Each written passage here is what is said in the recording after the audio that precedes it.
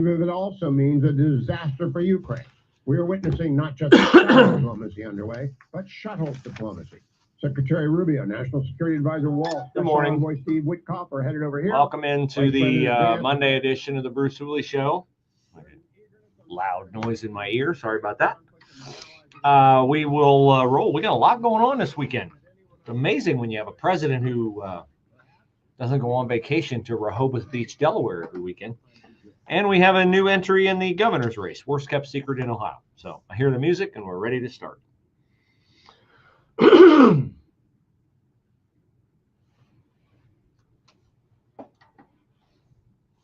Well, it was the worst kept secret in Ohio politics, and it won't be a secret anymore as Vivek Ramaswamy is officially entering the Ohio governor's race today.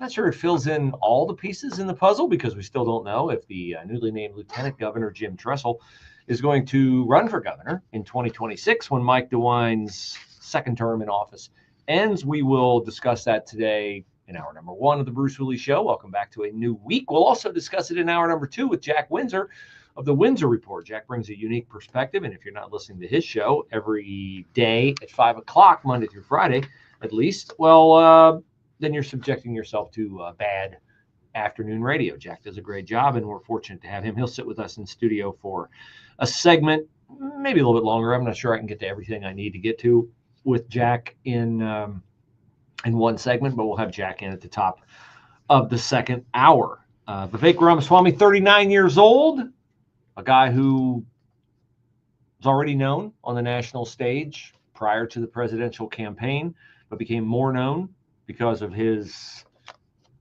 stage presence, I guess, during Republican debates. Vivek Ramaswamy is a guy who is in tune with the moment. Actually, I would say he was ahead of the curve for the moment. He was courageously enough calling out DEI and wokeness in companies long before it became in vogue to do so. He wrote a book called Woke Inc. He's written other books. He's gotten a lot done in his young life. I believe he's the father of 2. He's an Ohio guy, graduated from St. X High School in Cincinnati, biotech billionaire or close. And he comes to the governor's race with a couple high-powered endorsements already. Secretary of State Frank LaRose, Ohio Treasurer Robert Sprague, Florida Senator Rick Scott, Senator Mike Lee of Utah have all endorsed Vivek Ramaswamy. Of course, the big endorsement is Donald Trump. And we will see whether Ramaswamy, who was part of the Department of Government Efficiency effort in its initial stages, but I think had already ceased to be a part of that by the time Trump was inaugurated. A lot of rumors flying around. Vivek and Donald Trump and Elon Musk, their egos couldn't coexist together. There was a falling out. We'll find out. I don't know that that's true. Could be true. But Vivek Ramaswamy is entering the governor's race. He lives here in Central Ohio, and he will make his initial announcement this morning in Cincinnati, and then he will tour the state and do other things and make the same announcement in other areas, including here.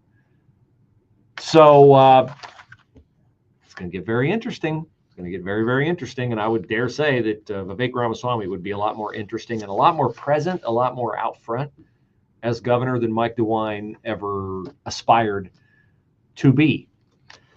So I'll wait until hour number 2 to really dig into the deep analysis of the governor's race that at this point in time includes Vivek Ramaswamy, Attorney General Dave Yost, a woman who I've never heard of who's a businesswoman, and the only Democratic candidate is former Ohio Health Director Amy Acton. Will Tim Ryan jump into the race, the guy vanquished by J.D. Vance in the Ohio Senate race in 2020? Was that 2022? Maybe. Will Sherrod Brown run for governor? I don't know. I kind of doubt Sherrod Brown, governor's small-time office for him. He had the anonymity of being a senator from Ohio, where he could periodically trot out his phony baloney blue-collar bona fides. As governor of the state of Ohio, even though DeWine hides all the time, I think Sherrod Brown would have to be too present in the spotlight and be accountable for too much, which he never was during his 3 terms in the U.S. Senate. So I don't know. Tim Ryan, can I see him running for governor? Yeah, I think he's making too much money as a consultant. And I think he knows the political climate right now is he's not going to run against Jim Tressel. No way Tim Ryan's running against Jim Tressel. Like, Tim Ryan's hope would be, I'm a Mahoning Valley guy, Youngstown guy, Eastern Ohio guy. That's Tress territory. Central Ohio, everywhere's Tress territory. Tim Ryan's not running for governor against Jim Tressel. Sherrod Brown's not running for governor against Jim Tressel. Against Vivek Ramaswamy? I don't know. Vivek Ramaswamy make both those guys look bad on stage. The most interesting debate would be Vivek Ramaswamy against Jim Tressel. That would be very interesting, because Tress has the politician's art of speaking a lot and saying nothing, and Vivek has the charisma and magnetism of commanding the camera and being provocative. So that would be interesting. But we'll talk more with Jack Windsor about that at 12:05 today. Now, isn't it nice to have a president who actually works weekends? Wow. We grew accustomed during the Biden administration to a lid being called on presidential activity by what? Like 11:30 on a Friday morning? Because Joe had to hop a helicopter to Rehoboth Beach. He was on vacation most of the time at his Delaware beach houses. But since I left you Friday, let me just go through the list of things that have happened since I left you on Friday. President Trump got in a big argument at the White House with the governor of Maine. What are they arguing about? They're arguing about the fact, story I brought you last week, the boy who competed as a girl in the Maine indoor state track and field meet. And Trump had a meeting of the nation's governors at the White House on Friday. And I'll just play the audio for you here. This is where it got really, really interesting on Friday. A little uncomfortable. You ever been in a restaurant? You ever had, you're having lunch, having dinner with, you're on a date, you're with your wife, you're with your husband, and a couple at the other table starts to get in an argument. You do your best to try not to look, right? To try to not engage, but you can't, you're drawn to it. You can't help but not engage. Now, this is how I presume it was Friday at the White House while the governors of the United States of America, most of them were gathered there, and Donald Trump posed a question about Maine, whether Maine was going to comply with his executive order that enforces Title IX the way Title IX was designed 50 years ago, except for the last year where men could be women and compete in women's sports. Here was that uncomfortable moment Friday at the White House.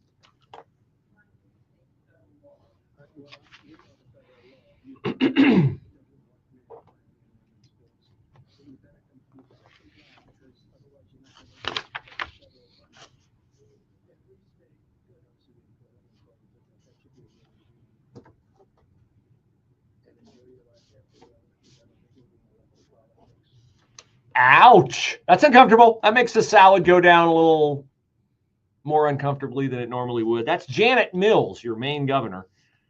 She does not want to comply with federal law. And so, hey, fool around and find out, Janet. In the aftermath of that little exchange at the White House on Friday, Donald Trump announced, or his Department of Education announced, that they're doing a federal Title IX investigation of the state of Maine. And this could cost Maine somewhere between $100 million and $250 million in funding. So that's one thing Trump did at a time where Joe Biden would have been asleep on the beach. Kash Patel was sworn in as FBI director on Friday. Kash Patel's a firebrand. Kash Patel, somebody who was the one who really uncovered and exposed the fact that the Steele dossier, which birthed the Russia collusion hoax, Kash Patel's the guy who exposed all that. As you might imagine, Donald Trump likes Kash Patel a lot because how many years did that take away from Trump's presidency? Kash Patel said on Friday, First of all, he talked about this is the only country in the world where something like this could happen, where a guy who was born to Indian parents from India, who fled Idi Amin's dictatorial government. Kash Patel's like, this is the only country in the world where that kid could rise to be the director of the most important law enforcement agency in the country. He said there will be accountability within the FBI and outside the FBI. And we will do it through rigorous constitutional oversight starting this weekend. He wasn't kidding, because he has announced plans to move, like, I think it's 1,000 FBI agents to Huntsville, Alabama. Kash Patel famously, in a podcast interview with Sean Ryan, said he would close the FBI headquarters in Washington, D.C., and he would turn it into a museum of the deep state. He got confirmed anyway. And now he's making good on his promise. He's moving agents out of Washington, D.C. and moving them to Huntsville, Alabama. I've barely gotten started.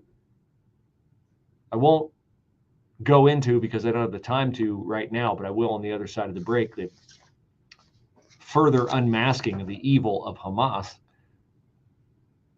But we also had over the weekend a judge who ruled in favor of Trump's efforts to look under the hood at USAID. And a lot of people who worked at USAID are going to have a lot of extra time on their hands very soon. We'll get into that next.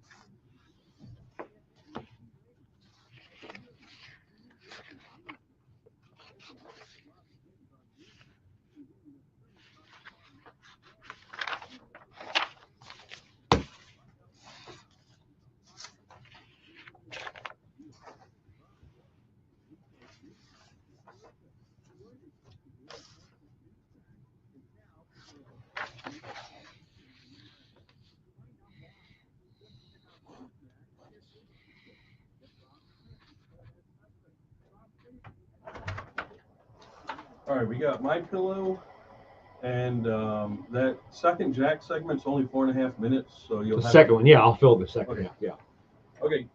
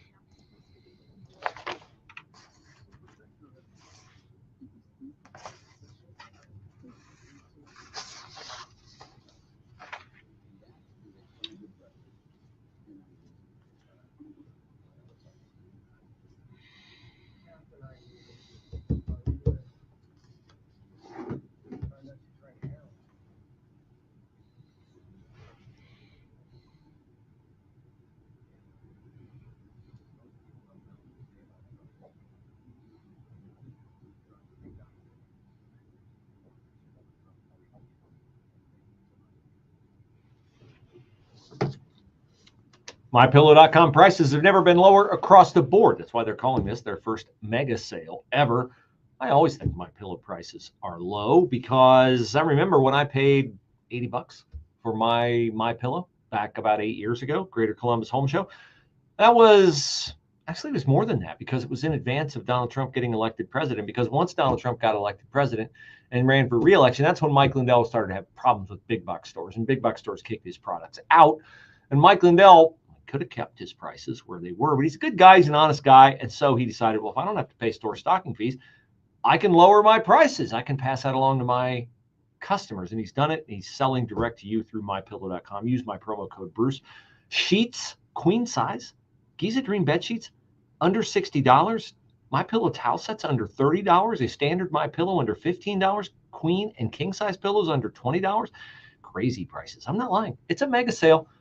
Look for it at MyPillow.com and always use my promo code Bruce.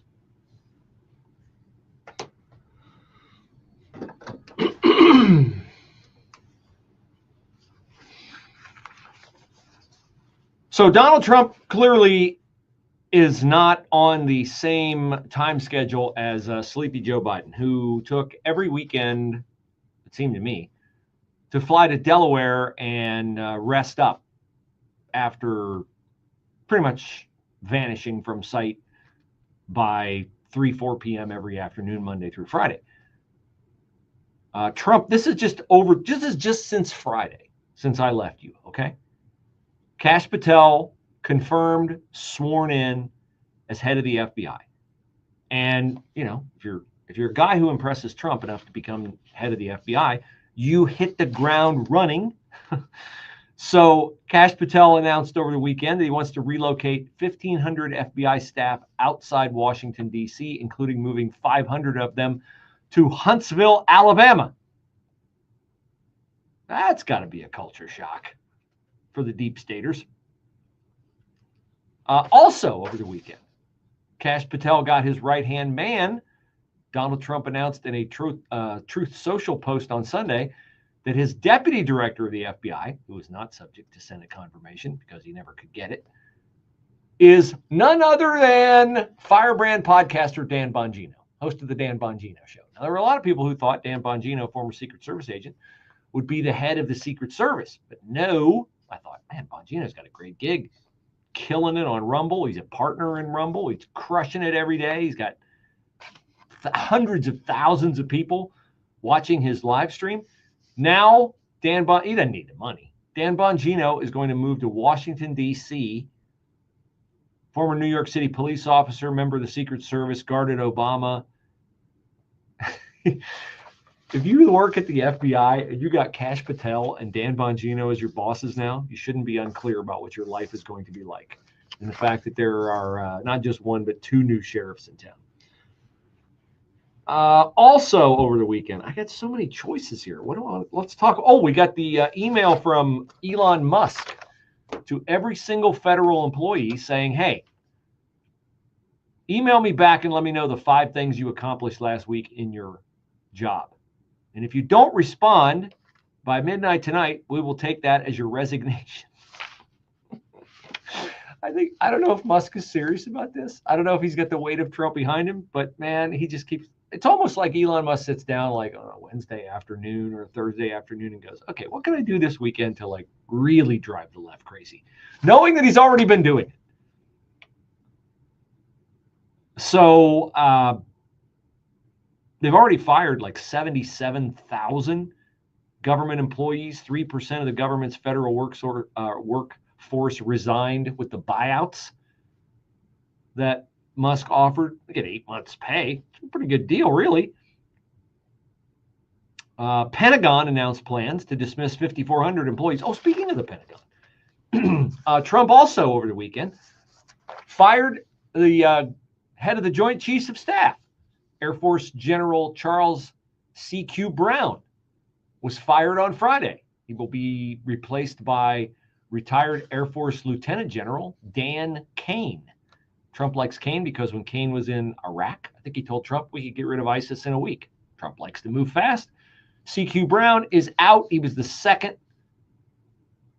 chairman of the Joint Chiefs who was black. And so, of course, the left is criticizing this because it is racist in their eyes. CQ Brown has been on record in the past talking about how difficult it was to rise through the ranks of the Air Force as a black officer. I have no doubt that that was true, but it doesn't mean two things can be true at once.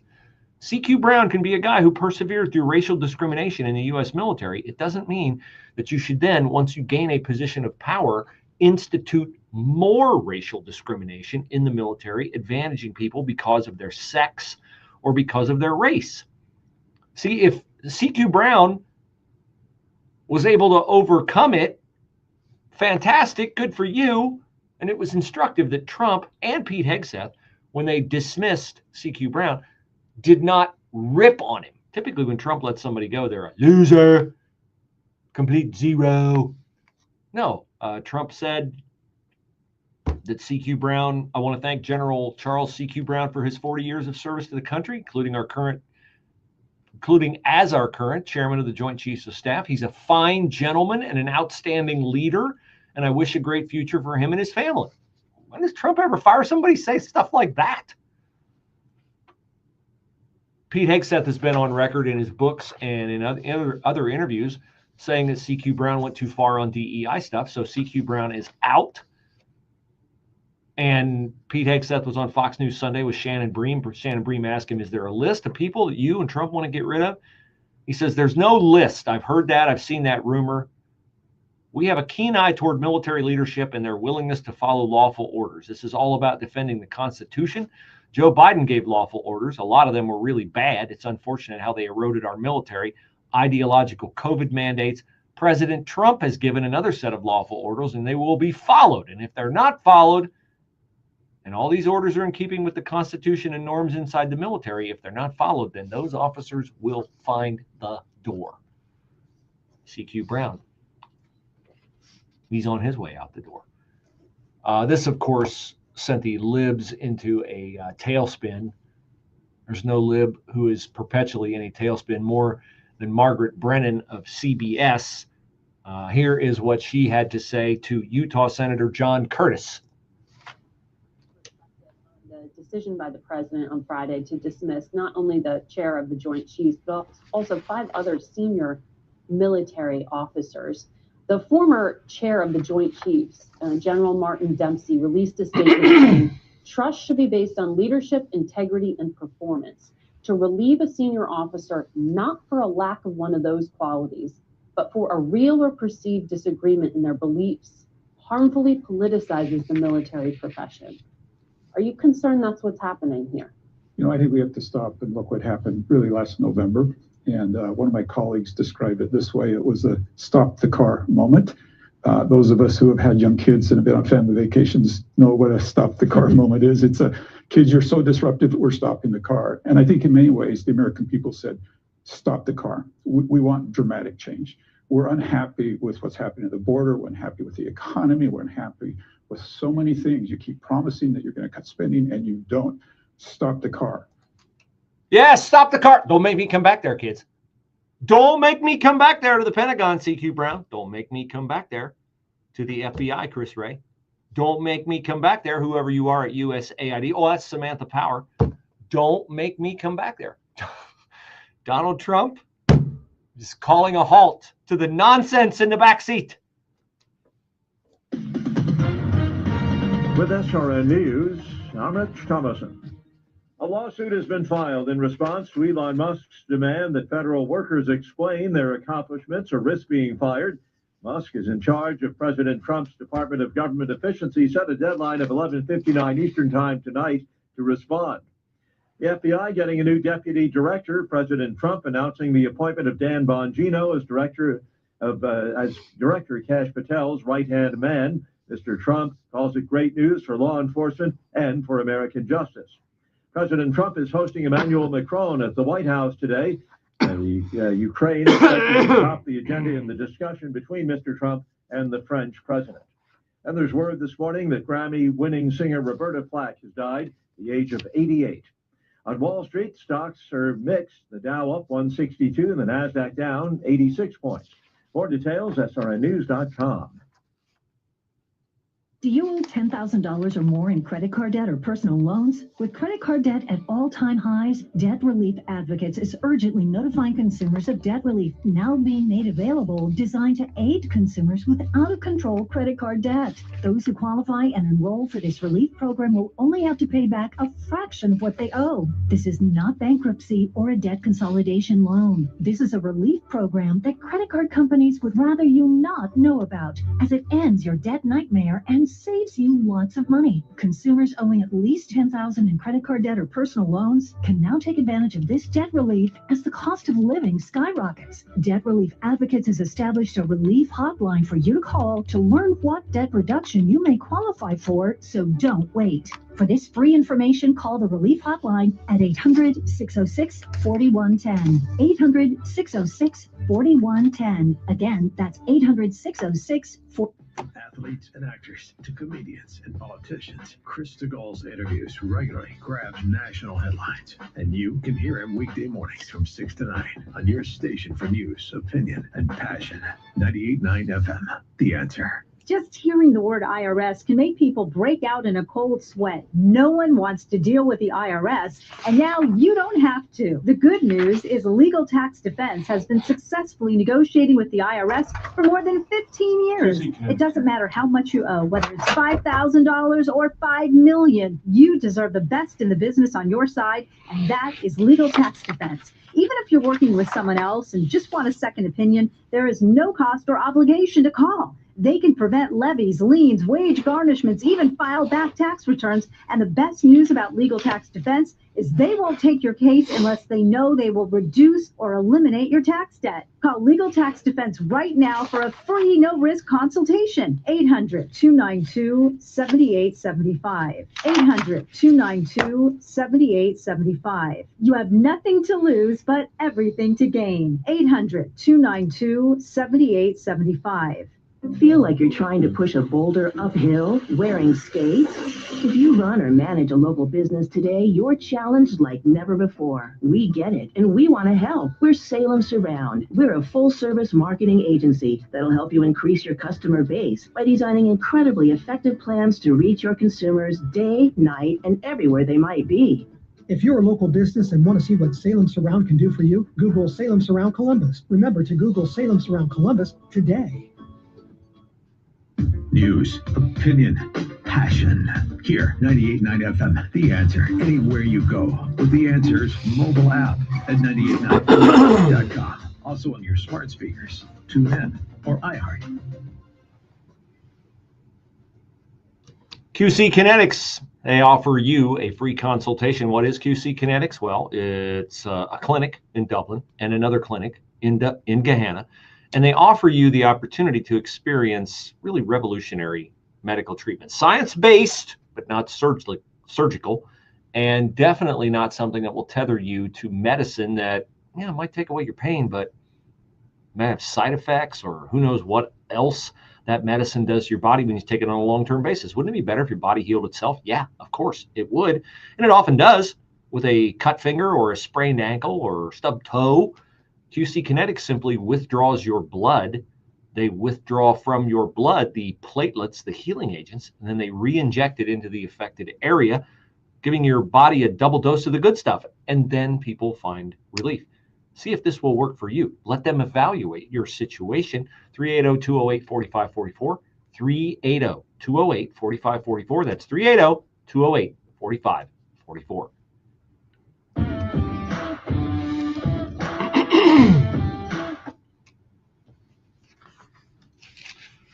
So many headlines from over the weekend that it's inevitable that some will get lost, and they should not get lost. We lost three police officers in the line of duty in America over the weekend. Two of them in Virginia Beach, Virginia. Officer Cameron Gervin and Officer Christopher Reese were working right around midnight on Friday night, and they noticed a car with expired plates. They tried to pull it over. The driver drove away. The officers followed the car to a dead-end street. got out of their cruiser, walked up to it, asked the driver to get out. He did not. They continued to make requests for the driver to get out. He argued with them from inside the car. Then he refused to exit again. Finally did get out. And I guess they tried to cuff him, or they tried to put him under arrest for resisting arrest.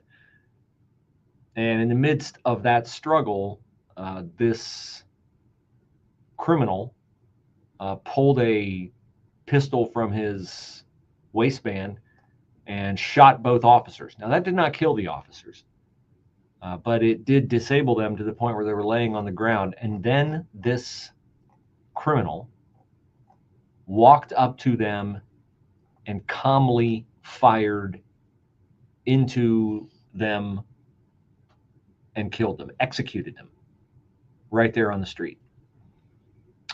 This person who did this was already a convicted felon who they found. I'm not going to give him even the measure of fame that he might have wanted from this by mentioning his name, but they found him in a nearby shed with a self-inflicted gunshot wound. So we lost 2 officers there, one of them who was about to become a father. Then on Saturday morning, a person by the name of Diogenes Ortiz walked into a hospital in York County, Pennsylvania, went straight to the ICU unit, took several hospital staff members hostage, ended up shooting a doctor, a nurse, a custodian, 3 police officers who responded, and one of those officers died, Officer Andrew Duarte. 2 officers hospitalized in stable condition. This person who perpetrated this, the suspect, was also killed.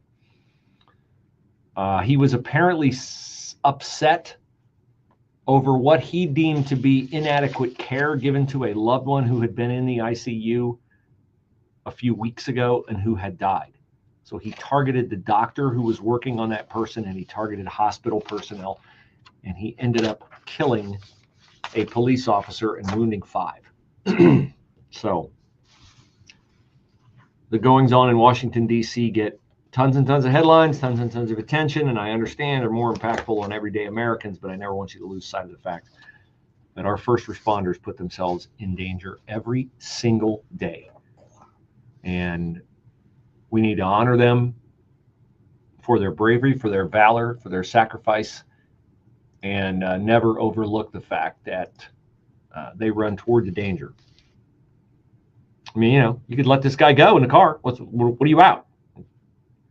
But the order of a society is that you have to have people comply with the law. These 2 officers were going to make this person comply with the law. He had fled from them. You can't just let people get away. We have no order in our society if we do that. And unfortunately, I don't know why. I would certainly think, no, I don't want to question the officers, but it would tell me that this guy had ill intentions for them. One should have stayed back. Although, it doesn't mean that the officer could have fired once the guy started to fight with the officer's partner. The officer's partner might have been in harm's way too. But it's just a super tragic situation. And 2 in Virginia Beach and 1 in York, Pennsylvania. Now, one of the first things Donald Trump did when he returned to the White House was unleashed Elon Musk on government offices. And no government office was in the crosshairs more than the U.S. Agency for International Development. This is a massive organization. It was created by John Kennedy in the early 1960s, and then it was later amended by Congress, but it is still an agency that operates under the authority of the executive branch. You say, oh, wait a minute. There was a lawsuit about that. Yeah, there was. And a judge on Friday said, no, I'm getting rid of the temporary restraining order that had been imposed by some other judge, which was restricting Donald Trump's ability and Elon Musk's ability to make cuts at the department, to make cuts at the USAID. So Now Trump is free to do whatever he wants to do, and listen to what he's doing. They announced yesterday, Trump and Musk, that 1,600 of the 2,000 USAID employees will be fired. If you're overseas working, there's a lot to talk about. Oh, they do a lot of great things and World Vision and this, that, and the other. I used to give to World Vision. I think we might still do. There are good. Look, you can't be just a total corrupt organization handling billions and billions of dollars. You got to do some good stuff so you can hide the bad stuff. So I'm not disputing that there were some good things that USAID did, but the trans shows and the atheism studies and the crazy comic books and the other garbage they were wasting their money on, not to mention that they were a front for the CIA trying to overthrow foreign governments. So they're going to bring back everybody from USAID who's overseas right now. They haven't shut off their computers. They say that, until they return home, personnel will retain access to agency systems and diplomatic and other resources.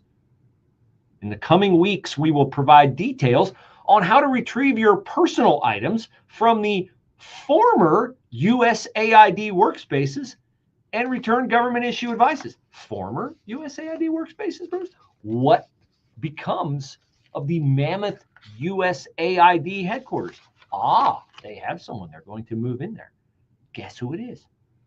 The United States Customs and Border Patrol, CBP, will take over the former workspace of USAID. Man, this is awesome. CBP has signed a lease agreement to occupy approximately 390,000 usable square feet in the USAID tower. They're federal workers there right now. Maybe they're freelancers, I don't know. Taking down the signage on the building that used to say U.S. Agency for International Development. And I dare say, Tom Homan and company will probably be enjoying their new digs. USAID, by the way, I found a story in the New York Post from a guy by the name of Paul Vallis. Paul Vallis says he's worked with USAID and other international aid organizations such as the World Bank and the Red Cross. He's made 40 trips to Haiti. Haiti had a big earthquake in 2010, right? 300,000 people died. Here's Paul Vallis writing in the New York Post. Since the 2010 earthquake in Haiti, the United States government has dispersed around $4.4 billion in foreign assistance to Haiti.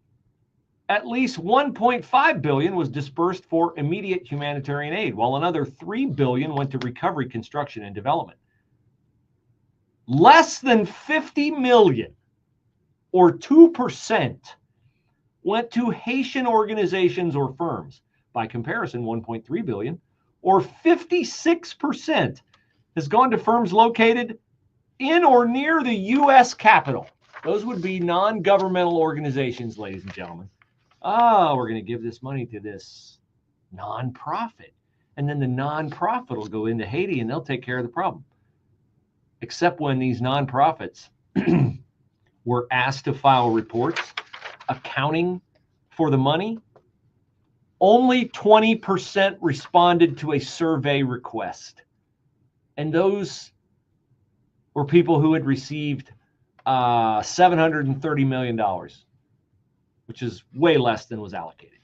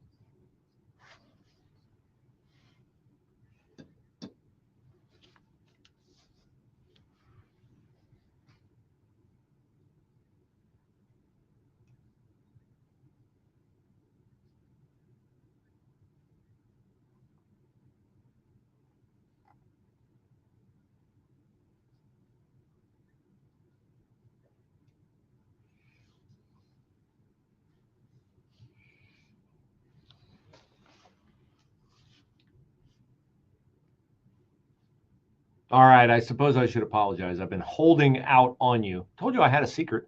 I couldn't disclose it. Now I can. You can join myself and special guest Larry Elder at the next 98.9 station event. Friday night, April 25th at Der Dutchman in Plain City. Yes, we are going to make Larry Elder, Mr. LA, South Central LA. We're going to make Larry Elder drive into the hinterlands in his rental car.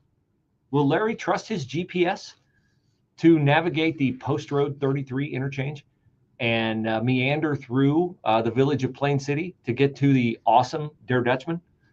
I sure hope so, because otherwise you're going to be very upset. No, actually you won't be, because you'll be dining on an awesome Der Dutchman buffet.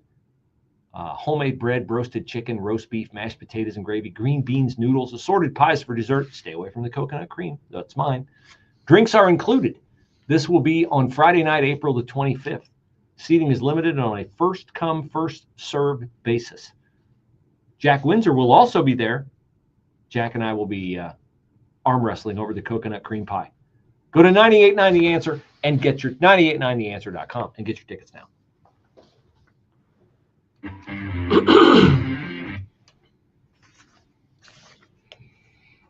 Well, while the libs wig out over Donald Trump taking a bite out of USAID, laying off at least 1,600 people in the 2,000 employed agency and recalling them from overseas and taking a good hard look at how they're spending their money, which I just told you they are wasting given what happened in Haiti. There's a little bit more of that story.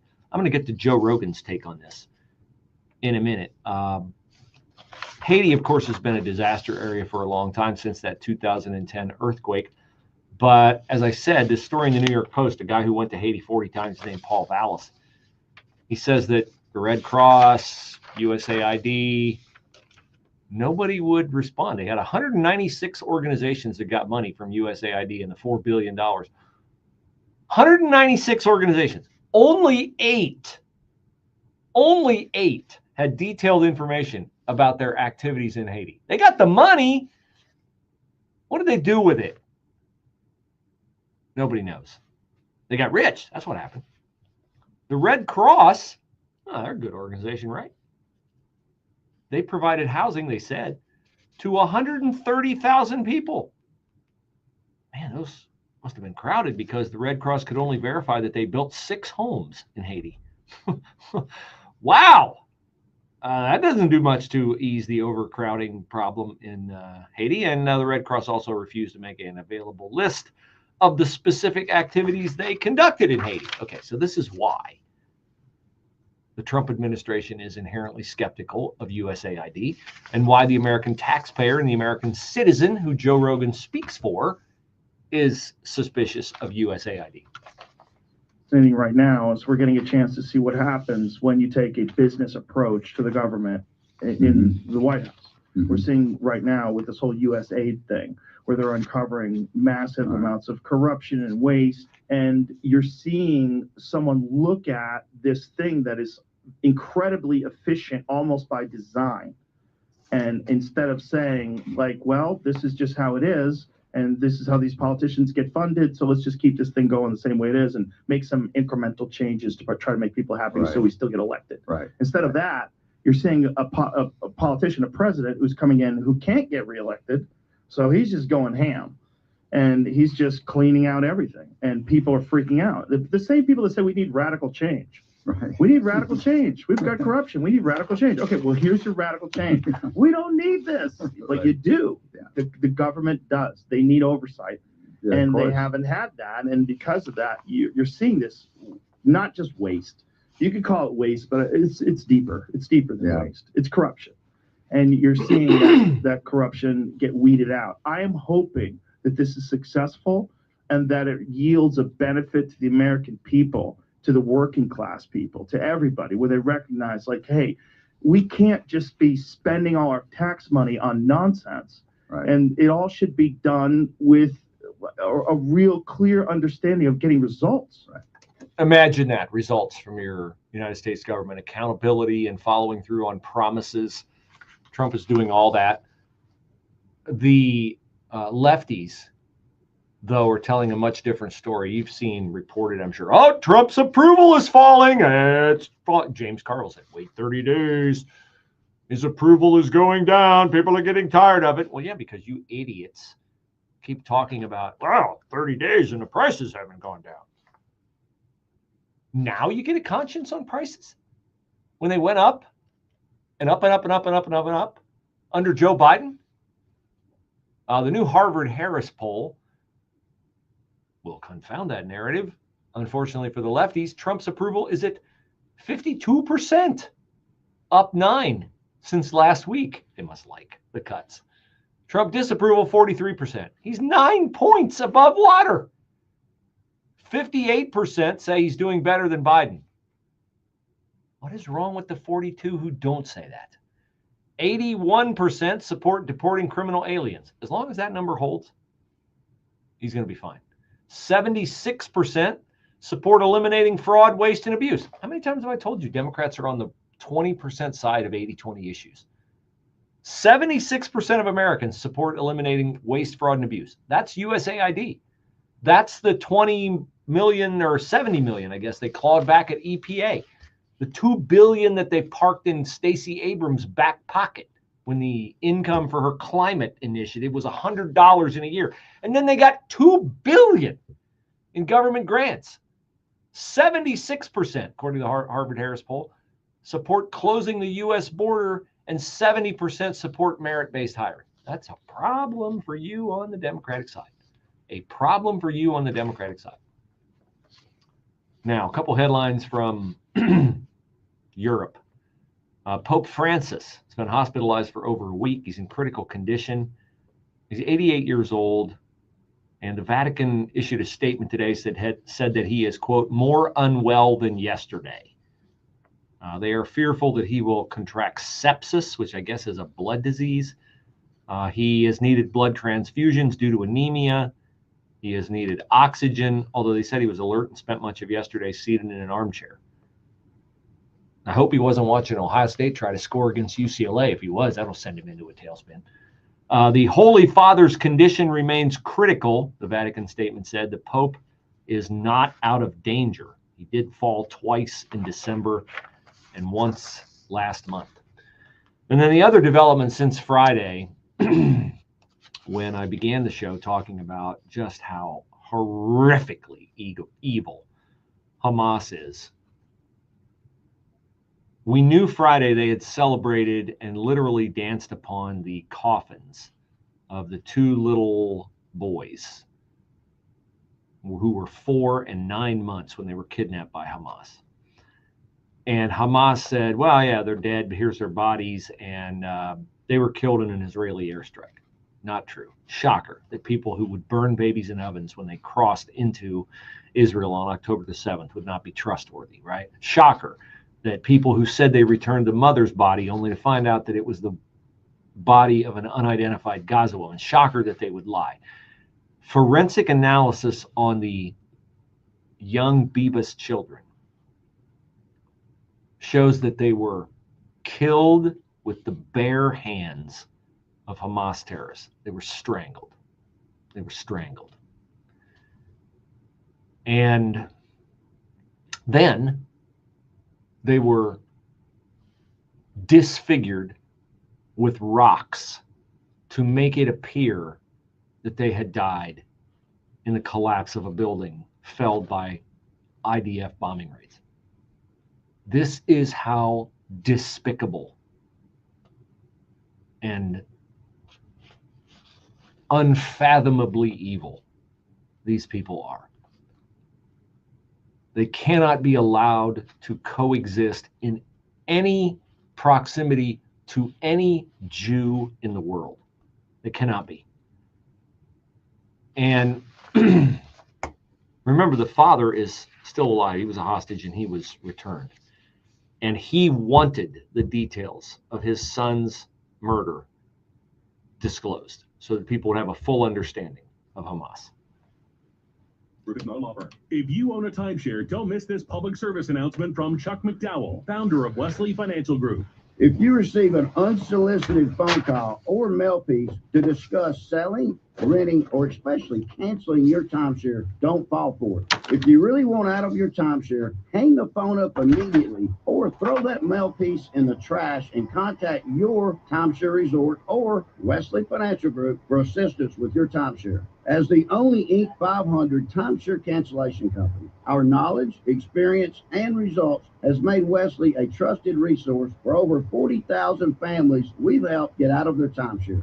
Give us a call and I'll send you our timeshare exit information kit free with the straight facts about your timeshare and all of your options for cancellation. Call for your free info kit, 800-839-8484, 800-839-8484, 800-839-8484.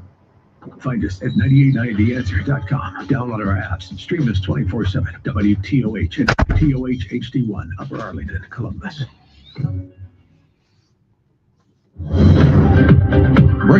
Thanks for joining us for hour number one. I'll be back tomorrow with hour number one. You can catch hour number two on the Bruce Hooley Show Facebook page or the 989theanswer.com Facebook page. Appreciate your time today. Have a great day. Is expected to top the agenda.